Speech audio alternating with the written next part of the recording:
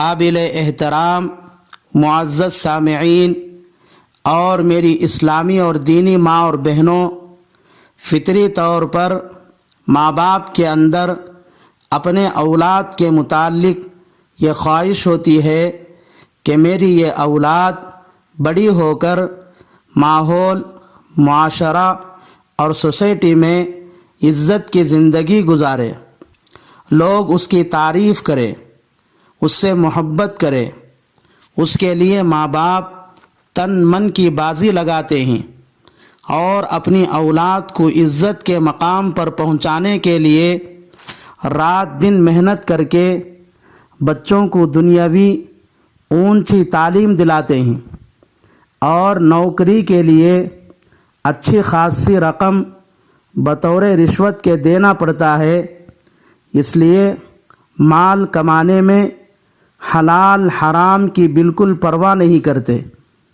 اتنی ساری محنت کرنے کے باوجود اولاد کی صحیح تربیت نہ ہونے کی وجہ سے تجربے سے یہ دیکھا گیا ہے کہ یہی اولاد اونچی تعلیم پا کر ماں باپ کو نوکروں سے بدتر دیکھتے ہیں، بلکہ ان بچوں کے دلوں میں ماں باپ کی قدر گھریلو پالتو کتوں سے بھی گئے گزری ہوتی ہے۔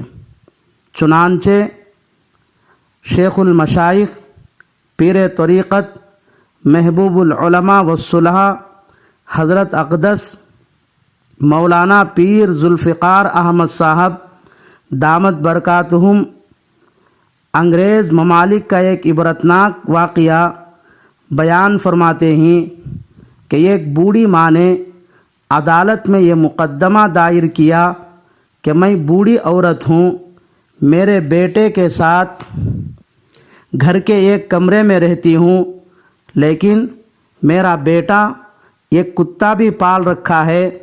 جب وہ شام کو آفس سے گھر آتا ہے تو اس پالتو کتے کو نہلا دھلا کر اپنے ساتھ سیر و تفریح کے لیے لے جاتا ہے۔ میں بھی اسی گھر کے ایک کمرے میں رہتی ہوں۔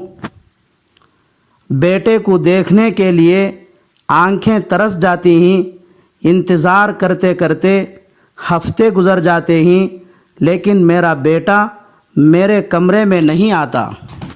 عدالت سے درخواست کرتی ہوں کہ عدالت میرے بیٹے کو اس بات کا پابند بنائے کہ وہ روزانہ میرے کمرے میں آ کر صرف مجھے اپنا چہرہ دکھا کر چلا جائے۔ لیکن عدالت نے یہ فیصلہ سنایا کہ آپ کا بیٹا 18 سال سے زیادہ کا ہو گیا ہے، اس لیے اب وہ آزاد ہے، عدالت اس کو پابند نہیں بنا سکتی۔ لیکن سوچنے کی بات یہ ہے کہ جب وہ بیٹا پالتو کتے کا تو روزانہ دیکھ بھال کرتا ہے، خود اپنے ہاتھوں سے نہلاتا ہے، اپنے ساتھ تفریح کے لیے لے جاتا ہے، لیکن ہفتے گزر جانے کے بعد بھی ماں کے طرف پلٹ کر بھی نہیں دیکھ رہا ہے، حالانکہ ماں کہیں دور نہیں ہے بلکہ اس کے گھر کے ایک کمرے میں رہتی ہے، تو اس کا کیا مطلب ہے؟ اس بچے کے دل میں ماں کی اہمیت زیادہ ہے یا اس پالتو کتے کی؟ مجھے تو یہ سمجھ میں آتا ہے کہ اس بیٹے کے دل میں بوڑھی ماں کے مقابلے میں پالتو کتے کی اہمیت زیادہ ہے۔ یہ بچوں کی تربیت صحیح نہ ہونے کا نتیجہ ہے۔ یہ کارگزاری یہ بھی سامنے آئی کہ ایک آدمی کے 4 لڑکے تھے، باپ نے کسی قسم کی کمی کے بغیر ان کی پرورش کی۔ جب وہ بچے بڑے ہوئے، ان کی شادیاں ہو گئیں، تو 4 میں سے 3 بیٹوں کی سعودی عرب میں نوکری بھی لگ گئی۔ چونکہ ان کے بچوں کی صحیح تربیت نہیں کی، اس کا نتیجہ یہ ہوا کہ 4 جوان بیٹے، ان میں سے 3 کی سعودی عرب میں نوکری کے باوجود ماں باپ کو بوڑھوں کے ہاسٹل میں جانا پڑا۔ بچوں کی صحیح تربیت نہ کرنے کا ایک نقصان یہ بھی سامنے آ رہا ہے کہ مخلوط تعلیم، اسمارٹ فون، بے پردگی وغیرہ کی وجہ سے اچھے خاندان کے لڑکے لڑکیاں عشق اور محبت کے جال میں پھنس رہے ہیں اور عشق اور محبت کی وجہ سے نہ ماں باپ کی چاہت دیکھی جا رہی ہے، نہ خاندان کی عزت، بلکہ دین اور اسلام بھی دیکھے بغیر غیروں سے شادیاں کر کے ماں باپ، بھائی بہن، رشتہ دار اور خاندان کا صدیوں سے ماحول اور معاشرے میں کمایا ہوا اچھا نام مٹی میں ملایا جا رہا ہے۔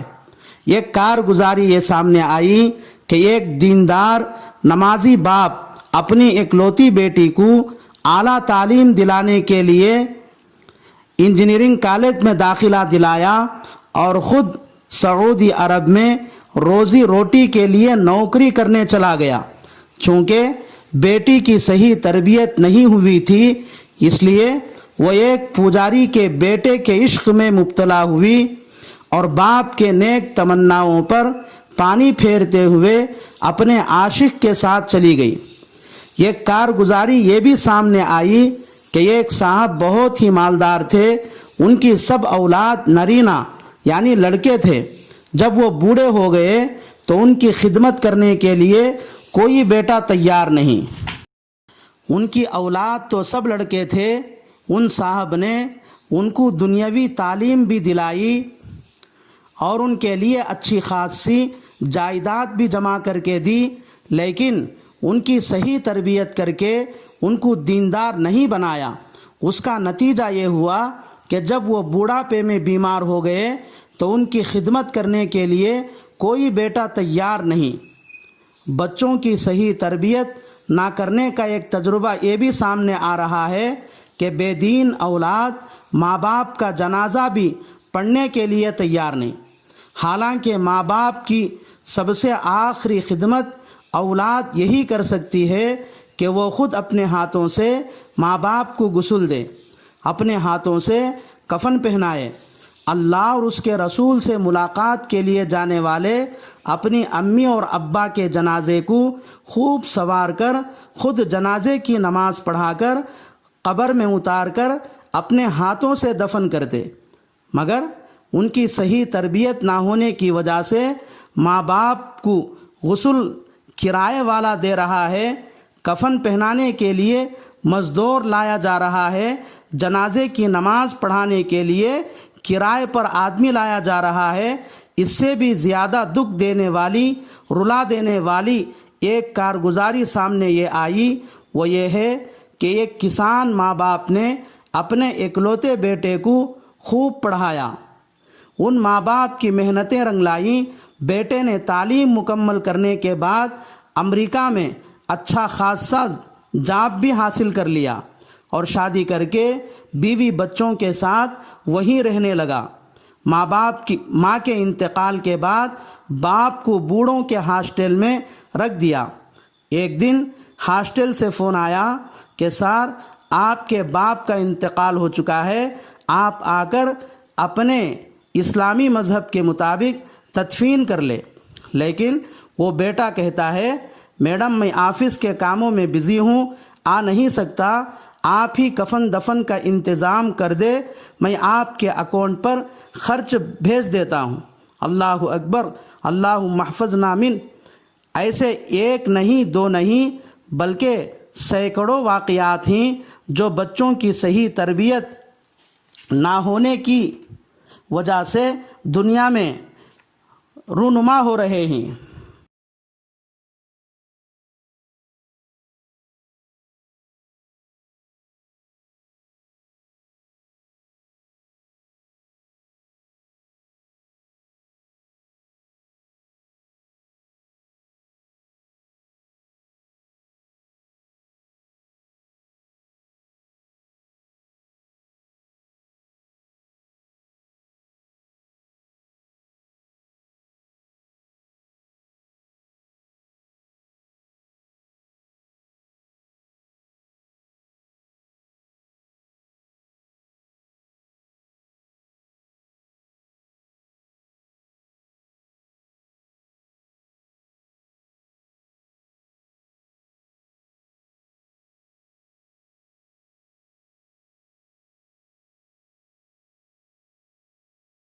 اس لیے خدا کے واسطے اس بات کو سمجھنے کی کوشش کرے کہ صرف بچوں کو جننا کمال نہیں ہے، کیونکہ جانور بھی بچے جنتا ہے، بلکہ جانور ایک ایک مرتبہ میں 12 بچے بھی جنتا ہے۔